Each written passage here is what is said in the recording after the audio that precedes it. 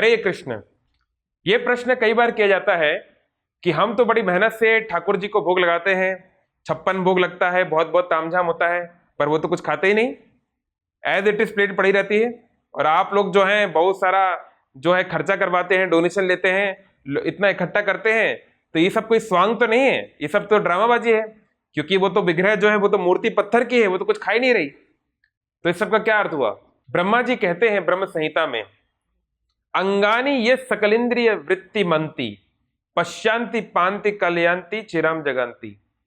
अरे ये भगवान जो है इनका शरीर भौतिक नहीं है, हाड़ मांस का नहीं बना है, खून से और पसीने से, ये सब चीजों से नहीं बना है जो कि इस संसार के नियम को माने। भगवान का शरीर क्या है? सच्चिदानंद विग्रह। उनका शरीर जो है आत्मा का स्वरूप है। आत्मा जो होती है किसी भी नियम से बंधी नहीं होती, आप सब इस बात को जानते हैं। नैनम छिन्नन्ति शस्त्राणि नैनम दहति पावका, कोई काट नहीं सकता, कोई जला नहीं सकता, कोई बुझा नहीं सकता, बहुत कुछ है ना। तो ऐसे ही आत्मा के ऊपर कोई नियम कायदे नहीं होते। भगवान जो कि परमात्मा है, जिनका शरीर सच्चिदानंद है, वो जरूरी नहीं कि केवल उनके मुख में कुछ डालेंगे तभी उसे खाना होगा।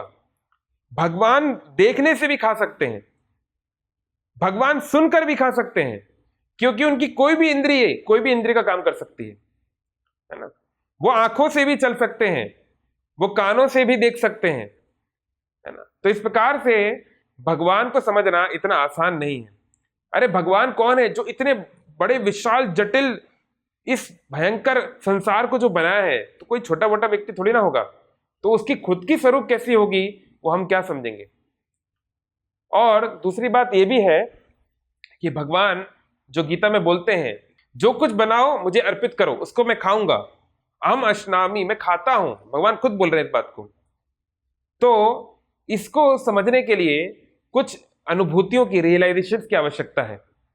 जैसे कोई छोटा बच्चा जो अभी अभी पहली दूसरी क्लास में है, वो आके बोले अरे कहाँ है इलेक्ट्रॉन प्रोटॉन, बताओ मुझे किधर है इलेक्ट्रॉन प्रोटॉन, क्यों ये सब फालतू बातें कर रहे हो, इलेक्ट्रॉन प्रोटॉन न्यूट्रॉन किधर है दिखाओ।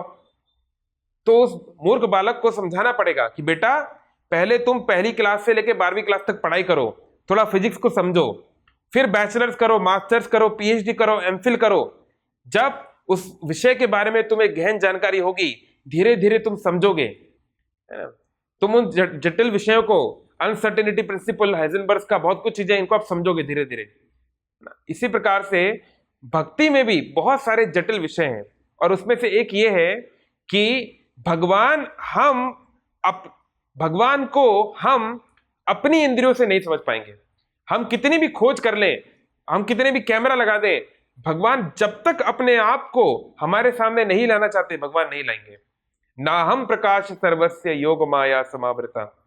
इसलिए भक्तों, हमें भगवत गीता शास्त्रों के अनुसार जो पद्धति बताई गई है, ठाकुर जी को जो भोग लगाने की जो पद्धति है, उसको पालन करना चाहिए। भगवान जरूर खाते हैं, और इसका प्रैक्टिकल प्रूफ क्या है?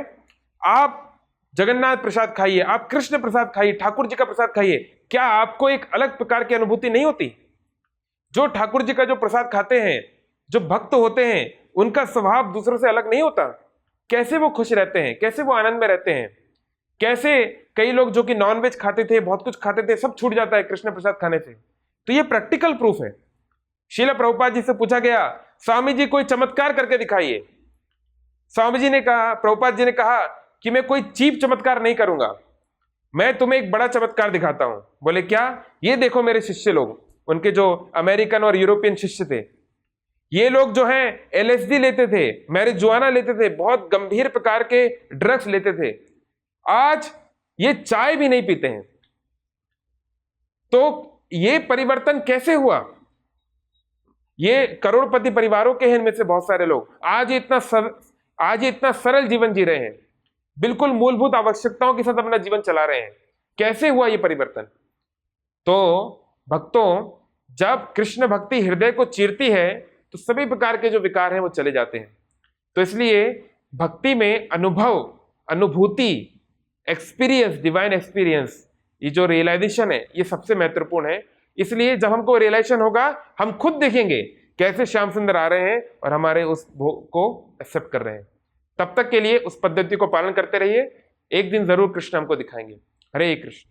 ऐसे ही और भक्तिमय कार्यक्रमों के लिए देखिए हरे कृष्णा टेलीविजन और इसे प्राप्त करने के लिए आप अपने केबल अथवा DTH ऑपरेटर से संपर्क करें तथा और अधिक जानकारी के लिए आज ही डायल करें 7666 839 839।